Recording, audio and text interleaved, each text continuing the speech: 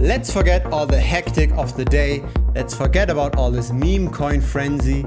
Let's zoom back a little bit and have a look at what is crypto doing long term. What is crypto likely going to do in this year, in 2024?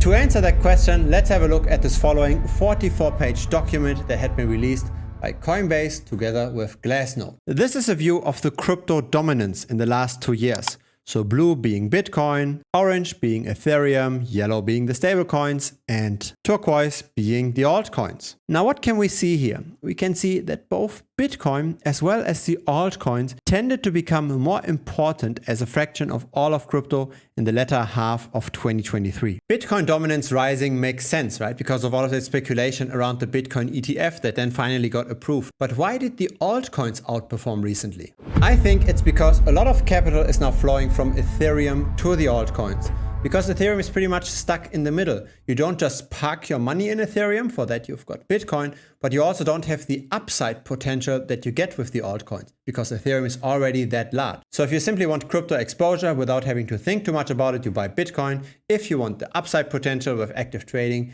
you buy the altcoins. What do you do with Ethereum? You sell it. And I think this will continue probably going forward. Have a look at this chart. This is a correlation matrix between Bitcoin and all kinds of different assets. This is what a lot of institutional investors use to find out what should I combine in a portfolio. You want to have a number as low as possible. So let's say you own a portfolio of mainly stocks, so the S&P 500, and you're wondering what else to buy. Then Bitcoin is a potential diversifier because the correlation coefficient is relatively close to 0. You want a negative number or a number relatively close to 0. You don't want to be close to 1. Now there's an issue with this slide because it doesn't specify what kind of correlation are we measuring here. Is this the 90-day return correlation? Is this the 1-year correlation?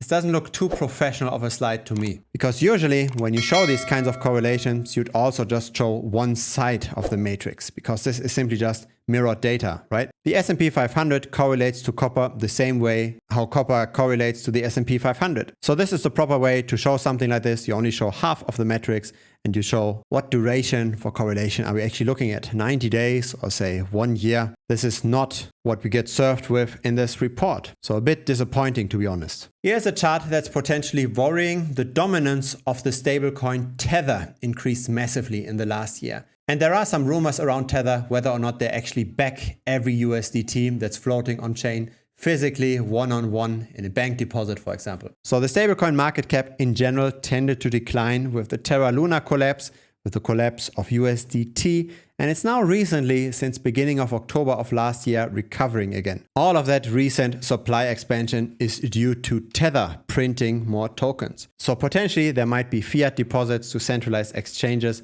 that then send this further to Tether, who then in the end issue the tokens on chain. The circulating supply of USDC is shrinking quite a bit. So money is exiting the somewhat regulated space in the US. Here's a Bitcoin chart with a few key events. Here's a Bitcoin chart with a cycle analysis. You've probably seen things like this time and time again. Here's the number of daily active addresses and daily active entities for Bitcoin. Not growing much, not shrinking much, but I don't think this number has to grow, right? Because Bitcoin is a savings vehicle, and so we don't want a lot of transactions necessarily. We simply just want to see a lot of long-term holdings, and that's what we do see. Maybe we are going to see some of that data in this report as well. This video is sponsored by the Premium membership. I never take any money from any crypto project. I never take any affiliate links from centralized exchanges. I never pump and dump coins. Instead, I offer valuable tutorials in the Premium membership. Feel free to check it out. So here we go. We don't get disappointed. This is the long-term holder supply here at the top. More and more Bitcoin is being held by long-term holders over time. This only goes down when Bitcoin really rallies a lot, right? So this was when Bitcoin was at around 60K or so.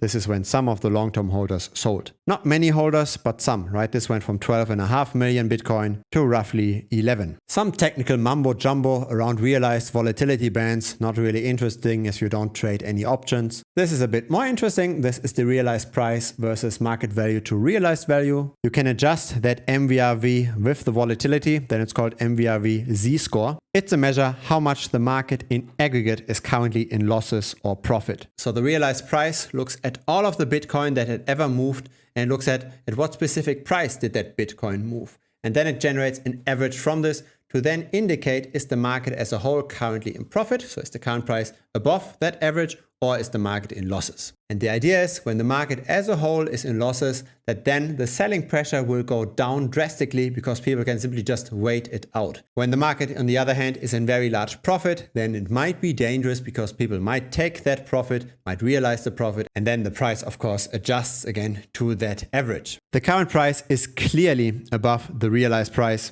So there is the potential risk for a retracement. If you're currently buying into Bitcoin, do this for the long term, right? Do this for several years, not just for the next 12 months or so, because we might see retracements. Here's some information around the derivatives market. When this tends to be high, speculation also tends to be high. No particularly elevated levels right now. Here are future funding rates. When this is high, it tends to be expensive to go long in Bitcoin. So a lot of people are bullish in the derivatives market for a rising Bitcoin price, which makes sense, right? This was the speculation. On the Bitcoin ETF, I expect this to normalize again now that the ETF has been approved. Here's some information on Ethereum, implying again with this cycle analysis that we're going to rise from here. I do not anticipate this though. Of course, in US dollar prices, everything might go up, but I'm not really a fan of looking at crypto in US dollars. I think it's much more important to look at relative valuations. And I do not see a real use case why Ethereum over the next years should outperform Bitcoin or the altcoins. Again, because it's pretty much stuck in the middle. Here's the Ethereum 3-month annualized volatility. It's relatively low, which would imply that volatility could shoot up, which would imply that the price could potentially go down because high volatility tends to correlate with lower prices, which is a fancy way of simply saying that prices tend to go down much faster than they tend to go up. In other words, because we didn't see any massive shakeout recently, one might come. At least that's the implication of this chart. Here, the same chart for the realized price versus market value to realized value. Again, Ethereum holders are in aggregate in profit as well. Here's the Ethereum staked over time, which is good, right? It's good that more and more Ethereum gets staked. It is somewhat surprising that even though more and more Ethereum gets staked, and even though the tokenomics are now so great, with less and less Ethereum getting issued every day, potentially Ethereum even getting a net negative issuance with the burn mechanism, despite those two positive things, Ethereum still underperforms. Here's Ethereum's total value locked in DeFi, had quite a bit of a collapse, no big surprise here, a lot of inherent leverage in decentralized finance. And here are the charts of the derivatives market on Ethereum as well. Also, a positive funding rate for Ethereum, but not as large as for Bitcoin, of course. Now, what can we learn from all of this? I get the impression that long-term, everything is still healthy for Bitcoin. The long-term holders keep on holding. For Ethereum, I'm not so sure, especially long-term. Medium-term, we might see a rally here and there, because relatively speaking, ETH is now cheap and the tokenomics are good. But long-term, I'm not sure. The market as a whole in all of crypto is currently in profit. What I'm looking for is actually a rotation from Bitcoin to the altcoins. So far, just a part of the long-term Bitcoin holders have taken profit.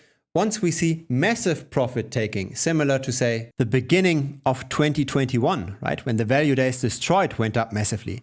Once we see that, then we probably have a significant altcoin rotation. And this is when the altcoins will really shine. Until then, it's important to stay course, to be prepared for potential volatility. And of course, always have some liquidity on the side to potentially deploy in case we do see a drop. If it's your first time here, feel free to subscribe. I publish videos regularly. A like would be very much appreciated as well. It helps the channel grow. There's also a free Telegram. Link is down below.